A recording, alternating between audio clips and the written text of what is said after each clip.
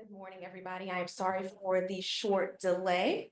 I am excited to welcome you all to the 2025 Student Support Summit. I'm Dr. Dorothy Kemp, Director of Educational Support Services here at the Cox Communications Academic Center for Student Athletes, and also the Student Support Summit Conference Chair. I'm honored to kick off this day where we'll be hosting such an inspiring group of professionals, people who show up every day for students, even when the path forward isn't always clear. We're navigating a very changing landscape in higher education and collegiate athletics, from new models of student-athlete compensation to shifting academic expectations. The rules are evolving and fast. In the face of these changes, it is easy to feel like we're always playing catch-up. But today is about stepping back and asking the bigger question. How do we support students through this? And just as importantly, how do we support ourselves and each other? Audre Lorde once said, "Without community, there is no liberation." That reminder feels especially urgent now. In a time when students are navigating not only academic pressure, but emotional strain, financial uncertainty, and the shifting identities, our work matters more than ever, and we cannot do it alone. That is why this year's theme, Go All In, creating holistic systems for academic, social, and emotional growth, feels so timely. It challenges us to think beyond programs and policies. What does it mean to go all in for our students? What does it mean to go all in for our teams? And what does it mean to go all in for ourselves? Holistic support means seeing the full picture. It's acknowledging that a student's GPA doesn't tell you how much they're juggling outside of the classroom. That mental health, a sense of belonging, and feeling seen are just as critical to student success as academic progress. And that our systems, no matter how well designed, are only as strong as the people who bring them to life. So today, I invite you to explore, question, and collaborate. Think about how we build systems that not only help students succeed, but help them stay well. How we model resilience, not just for students, but for ourselves, our faculty, staff, and practitioners. And how, even in the challenging times, we take care of our communities. And remember that we are a part of them too. So thank you for being here. Thank you for the work you do quietly, consistently, and with heart. And let's go all in together. I will now like to turn the floor over to the Executive Director of the Cox Communications Academic Center for Student Athletes for some brief remarks.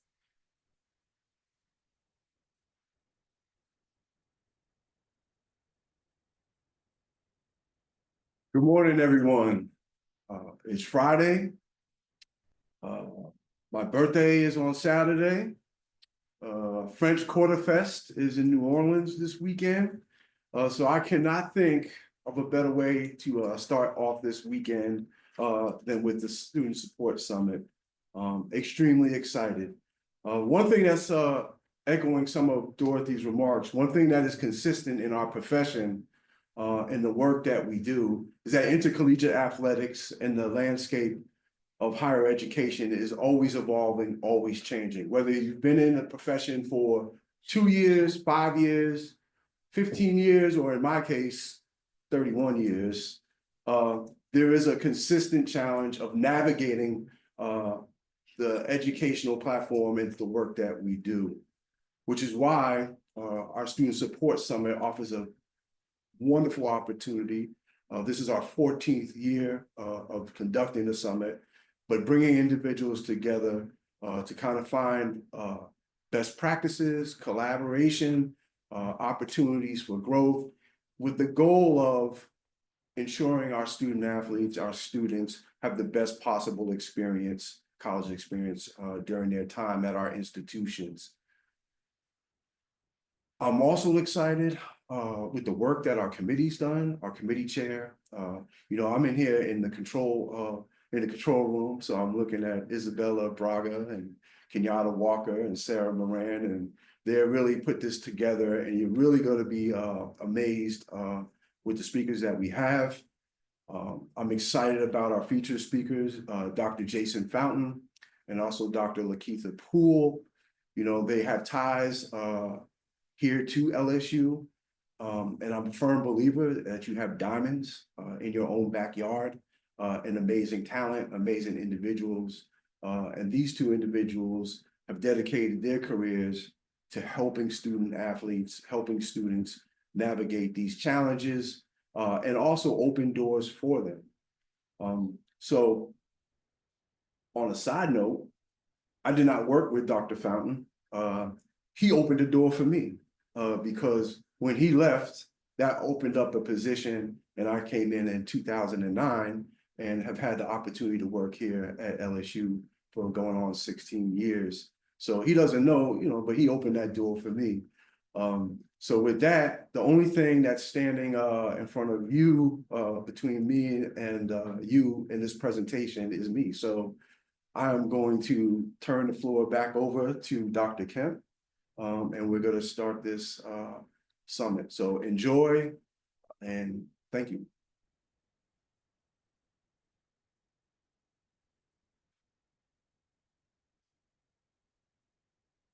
Just a few logistics before we start. You can access all of the events through the event lobby. From the lobby, you can see the speaker at the top of the page, speakers, itinerary, sessions, and people.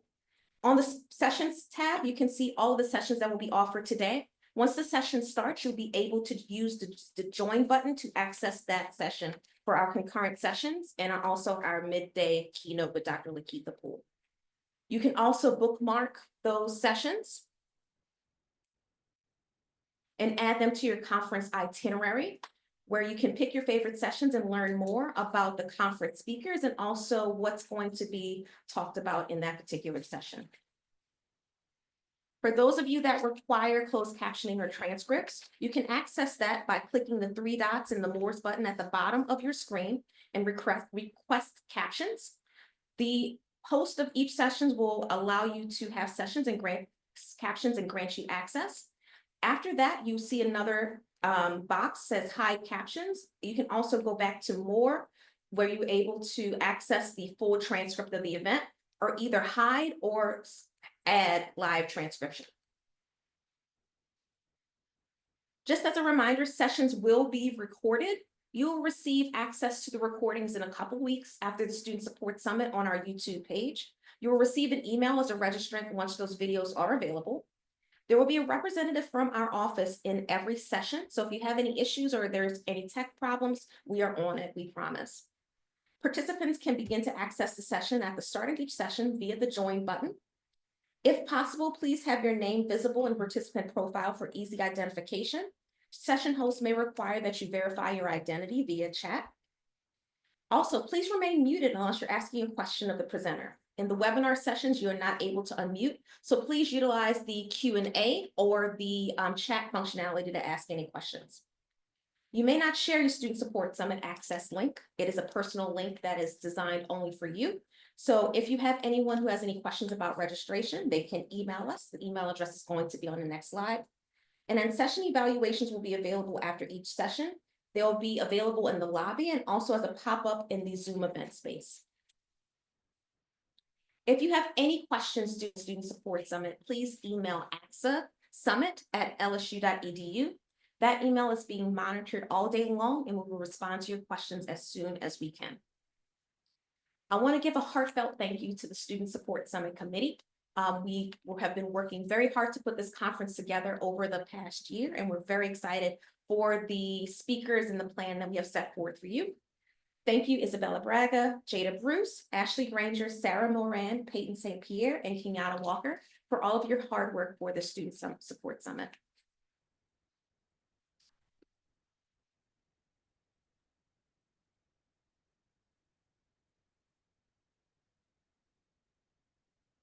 So without further ado, I would like to introduce Dr. Jason Fountain. We're thrilled to welcome someone who truly exemplifies what it means to go all in for student success. Dr. Jason Fountain, Superintendent of the Central Community School System in Baton Rouge, brings over 2 decades of experience in education. His journey as a 7th grade math teacher in Alabama followed by impactful roles supporting student athletes and institutions like Mississippi State, Florida State, and here at LSU, where he coordinated academic services for the 2007 National Championship football team. Transitioning into school leadership, Dr. Fountain served as an assistant principal and then principal, leading Central Middle School to an A rating. Now as superintendent, he's dedicated to creating holistic systems that foster academic, social, and emotional growth for all students. Please join with me in welcoming Dr. Jason Fountain.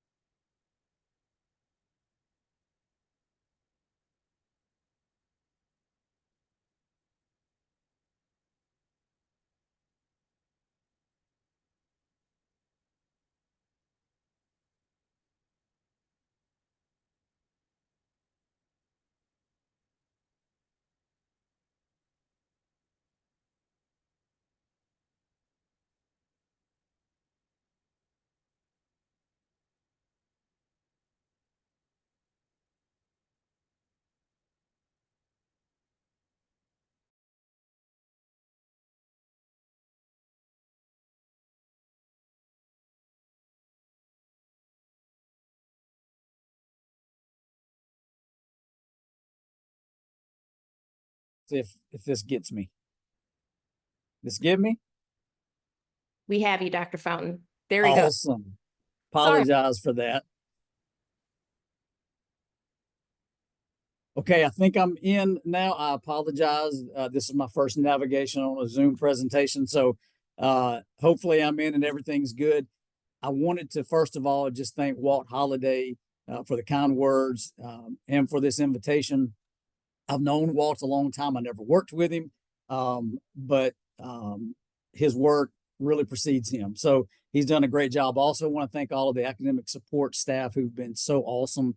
Dr. Kemp, Jada, Isabella, Kenyatta, they've really helped me navigate this process, and I just want to thank them for that. So my presentation today, I hope, will sort of set a framework or a baseline for the rest of the day.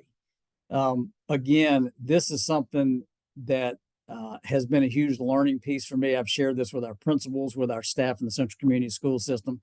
So the title today is called It Takes What It Takes, and it's about eliminating the illusion of choice in pursuit of greatness. So first of all, I have to tell you that I began working at the Academic Center for Student Athletes on October 12th, 2006. And you can tell this is a grainy picture because it was taken a long time ago before we had our cell phones and everything. But I have to mention Miss Carol Walker, who is standing there beside me and who still works in the Academic Center. We started the same day. She's been one of my very best friends over the last, 17 years. And she's been just an amazing person in this journey for me. I have to show, this is another picture back from 2006 or 2007 in a pregame, recruiting deal in the Lawton room. And I look quite younger in this picture than I do now, but I just had to share that. And look, I had to share these pictures with Carol. She was there when I got married. She was there at the 1 year birthday of my child, Ainsley. She was actually at the hospital whenever Ainsley was born. So I just had to share this because Carol has meant so much to me And I just love her. This is my family. This is why I do what I do. This is my wife, Amy. And then I have an 11-year-old and also a 9-year-old child, Jason Ainsley. And I'm old, but I have young kids. It's just the way my life's worked. So, lastly, before I jump in here, I just want to mention that it is my honor to be the superintendent in the Central Community School System.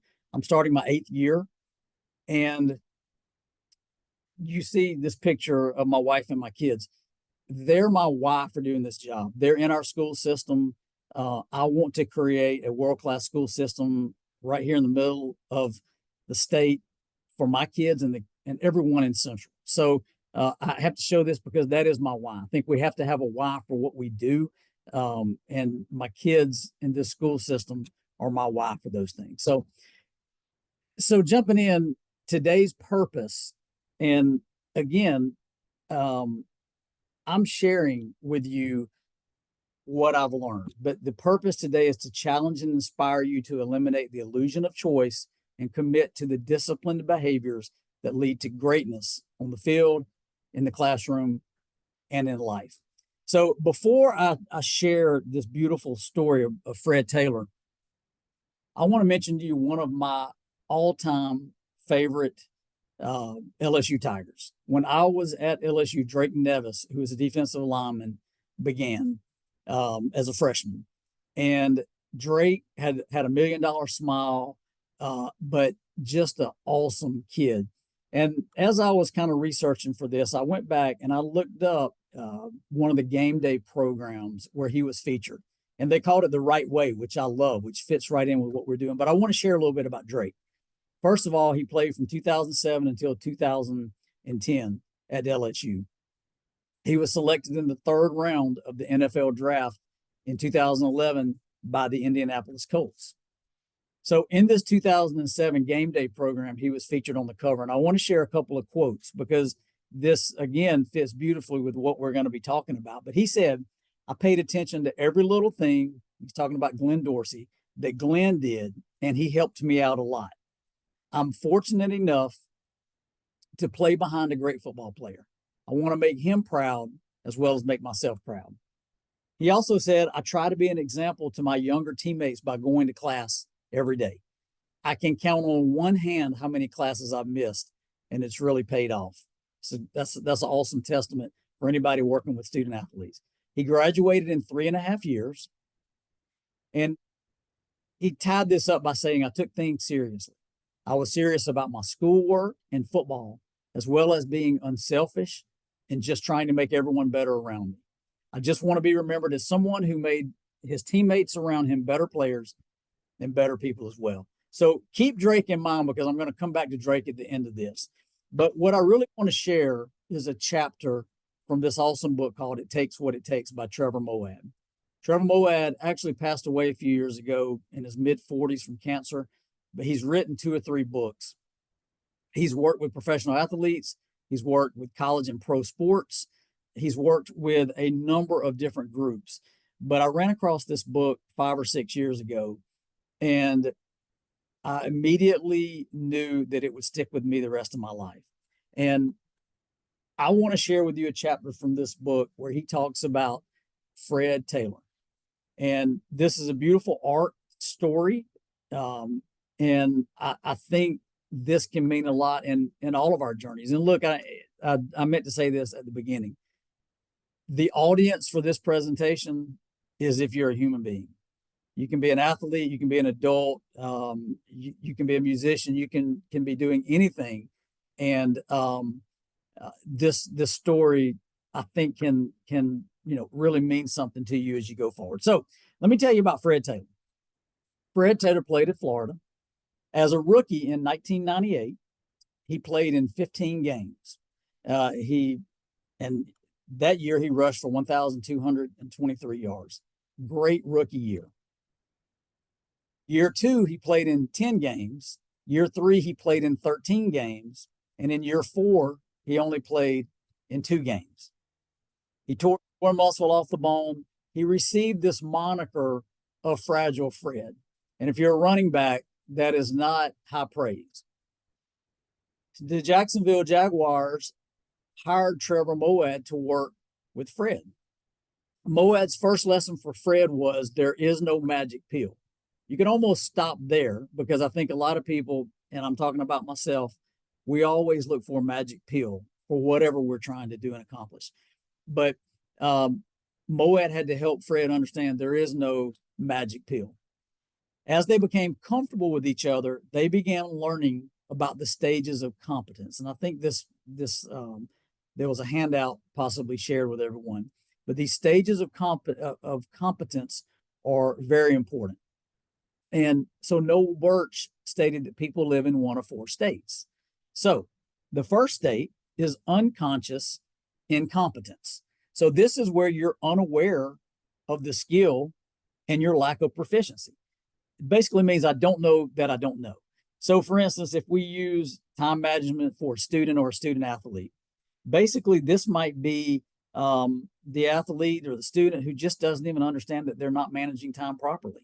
They stay up late, they're on social media, they're late on assignments, they feel overwhelmed, but they just kind of chalk it up. It's just college life. I'm just busy. I don't know.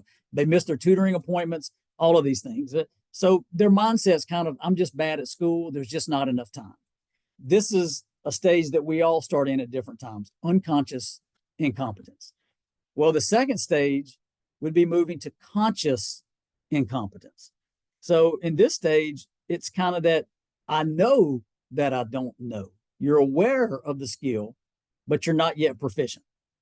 So if you go back to our person who is not very good at time management, they may have a wake-up call. Maybe a coach gets on them or they earn a bad grade.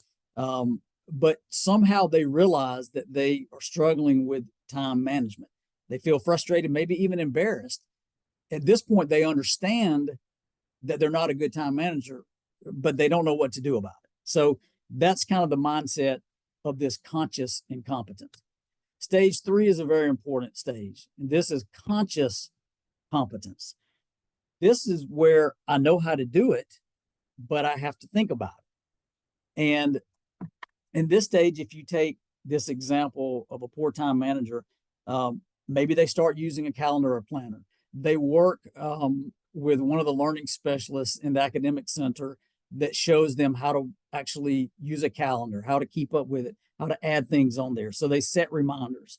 They try new habits. They plan the week out on Sunday. They get up early and make sure they know what the day holds. So the key mindset in this stage is that I have to stay on top of this every day or it's going to slip. So this is conscious competence. The final stage, which is, I guess, the highest stage in this model, is unconscious competence. So in this stage, this is just where you just do it. You just understand it. You know it. I think about driving. If you took driving through these 4 stages, as you first, you know nothing about driving, then you know that you want to drive, but you don't really know how to do it. Then you do it, but you have to really concentrate on all the pieces. And as an adult, eventually it's sort of unconscious competence where you're just driving. Some days you may not even know how you got home. You don't even pay attention. But in this stage, time management in that example just becomes a habit. It's just what you do every day. It's so baked into your life that you don't even have to think about it on a daily basis. So this framework I love because it helps you own your own improvement. And I love that statement. You own your own improvement. So back to Fred's story. In this case, Moad's working with him. So when you talk about these stages of competence, Moad argues that mastery, unconscious competence, should be the highest state. But we're actually at our best when we understand why we are successful. That's the third stage. That's the conscious competence. Well, he argues in sports that the third stage, conscious competence, actually makes sense as the most enlightened state because you're actually thinking about what you have to do on a daily basis. So what he decided was that he had to bring Fred to conscious competence. So how did they bring Fred to conscious competence? Remember, he had Fragile Fred moniker. He was getting injured a lot, couldn't make it through a year. So the first thing that they realized was that Fred did not know how to optimize his body. They wondered who in the Jaguars locker room did understand what it took, who made it to their second and third contracts. Second and third contracts are the holy grail, particularly in the NFL. If you can make it there, you're going to have some longevity. When they found these athletes, this is key. They discovered that they had two things in common. First, they arrived each day around 6:30 a.m. And number two, they ended each day with some form of an ice bath. Longevity was the goal for Fred. That's what he wanted to achieve. But Fred had to understand that what happens to his body was really in his hands. So, taking care of his body. Fred was not doing what these guys who were on their second and third contracts were doing. He was staying out late. He was drinking, partying. This led to insufficient hydration. And if he had an injury, it just exasperated everything. Insufficient hydration led to minor soft tissue injuries. Fred was frustrated because he had developed a reputation as someone who couldn't stay healthy. He felt helpless. His success seemed to occur from the outside in instead of being something he created from the inside out. But he had a breakthrough. Remember, Moad was hired by the Jaguars to come in and help Fred. And they were moving Fred through these stages of competence, but he had a breakthrough. If you're consciously competent, you can create the behaviors that allow you to produce the best possible outcomes. Remember, consciously competent means you understand what it takes to achieve what you want to achieve. And the great thing is this applies to any area of life. When we can identify what the ideal recipe is, then we begin to control our own formula. We start to give credit to a specific set of behaviors and not to something external that's outside of us. And a great example he uses in the book is when you learn to cook instead of just eating what's put in front of you. So you want to learn to cook, you're controlling it. You have learned some competence in that area. So what did Fred do? Fred learned in 2002. He began arriving between 6 and 6:30. He went through stretching with his trainer. He originally planned to do this routine 3 days a week, but he quickly decided to do it every day that he came to the complex. To make it earlier, of course, Fred began going to bed early. He didn't hang out excessively. Therefore, he didn't arrive to the complex dehydrated. His day ended in ice baths. Suddenly, those nagging soft tissue injuries were reduced, and his minor injuries healed more quickly because of his willingness to prep his body and ice down each day. Fred had become willing to give every bit of himself to attain his goal. Fred said this quote, he said, "There's a thin line.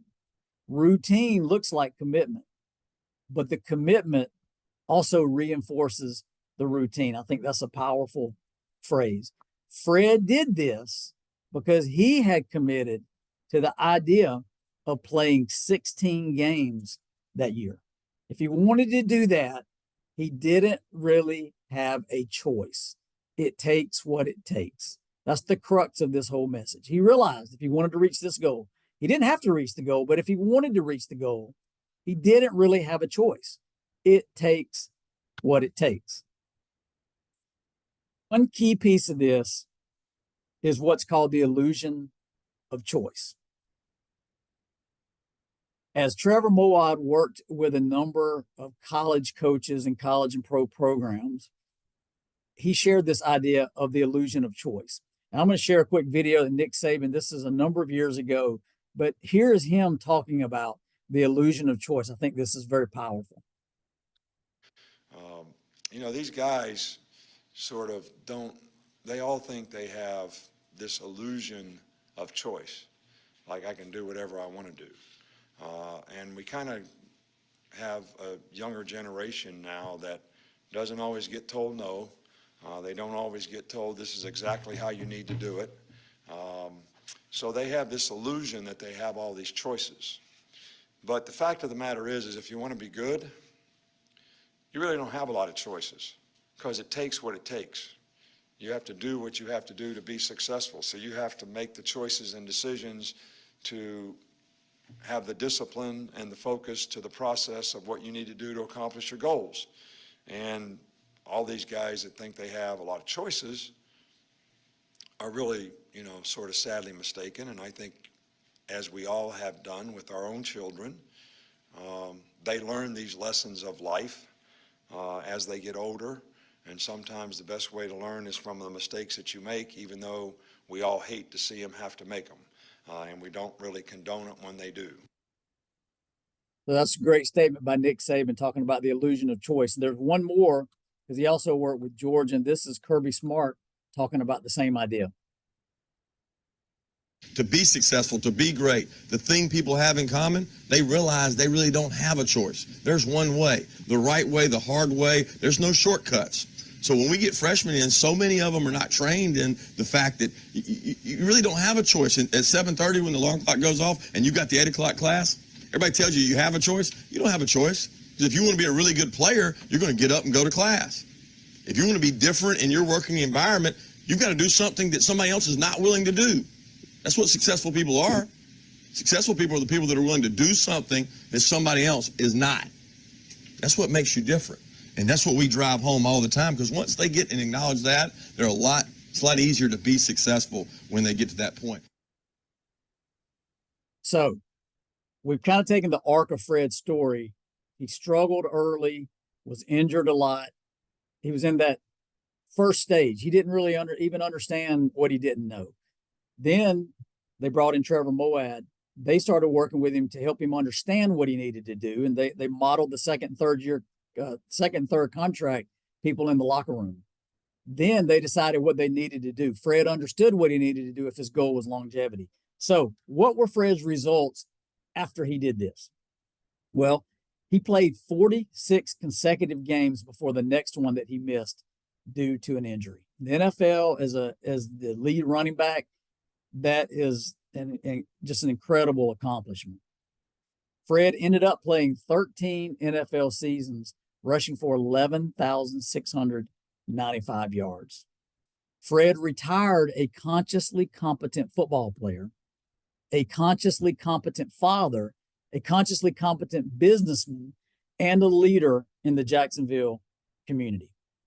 This is the key. He had behaved himself into this person. This happened intentionally, but it wasn't easy. Fred had to discover how the people who had already reached his goal had succeeded. After he did that, he could then emulate them and use the knowledge of himself to create behaviors. Again, there's that word behaviors that led him completing full 16-game seasons. We can use the same technique to reach goals in our own lives. Doesn't matter if we're a professional football player, a musician, or just a regular student, or just an adult trying to navigate every day. We can use those same techniques. The process works for everyone. The first step is understanding our current level of competence. You can't pass that part. Our destiny is defined by what we do next. We know we can't control anything that happened yesterday or a year ago. Our destiny truly is defined by what we do next. Fred Taylor played one game in a row 46 times. I love that thought. One game in a row, one at a time, 46 times. And I love back in 2019 when LSU won the national championship, when Joe Brady, who was offensive coordinator, after every win on Twitter, he would post 1-0. And again, it's a mindset, but it's about what just happened, but also what's next. Next, I'm going to show you, this is a clip of Trevor Moawad on the Dan Patrick Show, summarizing his work with Fred Taylor, but also giving insight into why they titled this book, It Takes What It Takes. This is awesome video. Explain for the layman what you do. Well, I guess the only real consumer-facing brand that people kind of in general would know would be sort of Tony Robbins.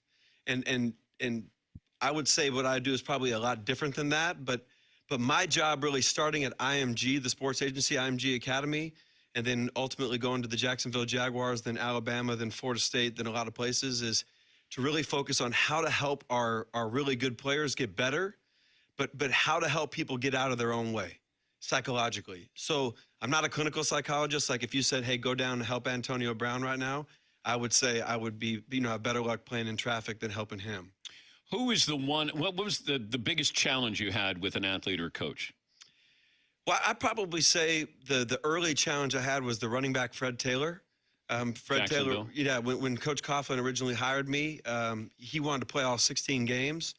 And, he really didn't know how to unpack that. And I think what you figure out, and I think the book talks about this, Dan, is how do you learn to do simple better? Joe Madden talked about it all the time. How do you do the basic things well?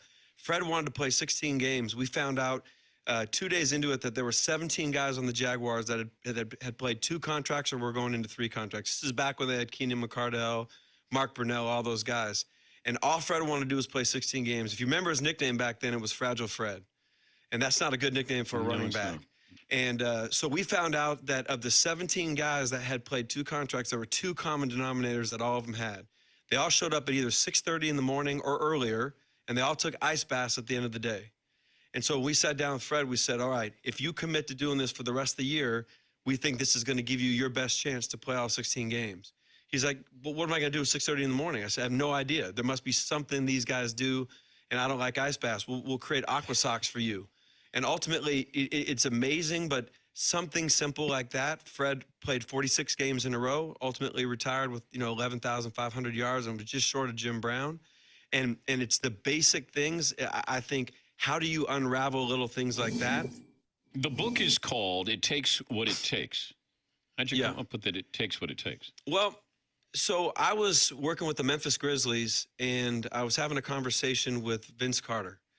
And we were sort of talking about 3 players who had been arrested and that were struggling. And he said, how many of those guys that play college football want to play professional football? And I said, to be honest, at Florida State, Alabama, Georgia, any of these places, probably 7 out of 10. And he said, isn't it funny that they think they can do whatever they want and still be a professional athlete? And I said, what do you mean? He said, well, I'm 38 years old, and there's only a limited amount of things I can do and play at 38. I can't dunk as much now because when I land, it takes me longer to get back, and I can't eat fast food after different things, and I have to lift the days of games and all the different things. And I said, well, what do you mean? I said that there are no choices. He said, choice is an illusion. It takes what it takes. And so that there's a finite way to be good. To be good at what you do, it takes what it takes. You don't have to do it. But to me, what I've seen, Dan, in 18 years, is average people become average through average aptitude or through average behavior, not average aptitude. For more Dan Patrick. Awesome video tying all this up. I want to show you one last video that this one I just ran across a few weeks back. I've always looked for a video where Fred Taylor was talking about the impact that Trevor Moawad had on him. And I finally found one. This is short, but it's a powerful video by Fred Taylor talking about this process. You just mentioned limitless potential. It reminded me of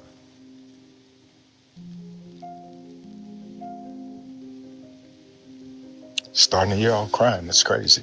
It's gonna be a good year. My late friend, Trevor Moawad. And Trevor helped me, me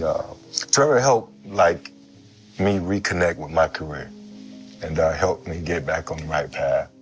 But he always talked about limitless potential, getting back to neutral, and it takes what it takes. And those are his books. And just to hear the conversations this conversation, you talk about the 5-second rule. Earlier you talked about motivation. It just reminds me of everything I had to do to sort of shake the negative thoughts that I would always have. When I knew I had ability, I didn't always believe or trust it. And Trevor kind of helped me get back on the right path. Another powerful video, Fred talking about this. This really is a beautiful arc, this whole story. But so the question from my standpoint, anytime I'm learning something new, and when I read this book and I read this chapter on Fred Taylor, I knew that it would stick with me the rest of my life.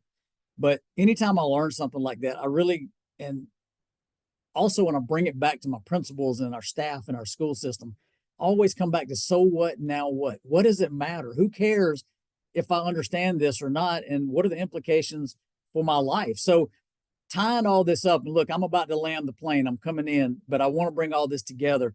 But for you to reach your goals, whatever they are, I can't define those. I can't find those for anyone except myself. It takes what it takes. The first step is understanding your current level of competence.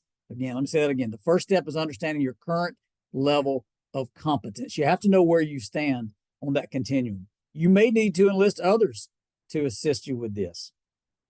The next step is to find a model to emulate. Then we must become consciously competent.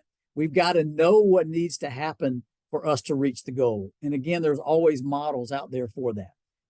And then we can't fall prey to the illusion of choice. Again, we don't have to reach our goal. That's our choice. But what we don't have a choice in is if we know what it takes to reach the goal, we have to do it. There may not be 10 options. There may only be one narrow way. If we want to get there, then we have to get rid of this illusion of choice. So the question really is, what are the behaviors that you must utilize to reach your goals? You must exercise those behaviors with relentless discipline and focus over and over and over. And I want to bring this back to Drake real quick as I finish up. Drake Nevis entered college knowing what he wanted, a degree and an NFL career, but not knowing how to achieve it. So he was consciously incompetent. At that point, he knew what he wanted. He just didn't know how to get there. But he found his model in Glenn Dorsey for football. That's who he emulated. He looked at what Glenn did and he modeled that from a football perspective.